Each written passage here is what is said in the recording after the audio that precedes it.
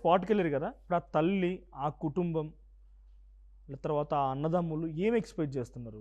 ఏ రకమైనటువంటి జస్టిస్ ఏం కావాలి? లేదు. వాళ్ళు ఏమంటున్నారు, ఫస్ట్ వాడికి ఉరి శిక్ష పడాలి. ఉమ్, ఎందుకంటే అసలు అక్కడ ఇప్పుడు చావు అనేది కూడా, ఒక మర్డర్ అనేది కూడా తీవ్రతను బట్టి ఉంటుంది, ఉమ్, దాన్ని బట్టి ఉంటుంది. వాడు ప్లాన్తో చేశాడు. నేను అనేది ఏంటంటే వాళ్ళిద్దరూ పడుకున్నప్పుడు రూమ్ నుంచి డోర్ తీసి కూడా బయటికి రాలేదు వాడు. రాలేదు అనుకుందాం, కత్తి ఎక్కడి నుంచి వచ్చిందండి? అంటే ఏమన్నా అల్లావుద్ది అద్భుత దీపం ఏమన్నా అప్పటిదప్పుడు వచ్చిందా? కూరగాయలు కోసే చాకేనంట, మళ్ళీ కొత్తది కూడా ఏం కాదు. అవునమ్మ వాడు తెచ్చిపెట్టుకుంది కూరగాయలు. ఇంట్లోదే. ఇంట్లో చాకు తీసుకొచ్చి మెత్త కింద పెట్టుకున్నాడు అంటే ఎంత దుర్మార్గం అసలు. మళ్ళీ ఇక్కడ నెత్తి కూడా మంచానికి కొట్టాడు, అప్పుడు వచ్చింది సౌండ్.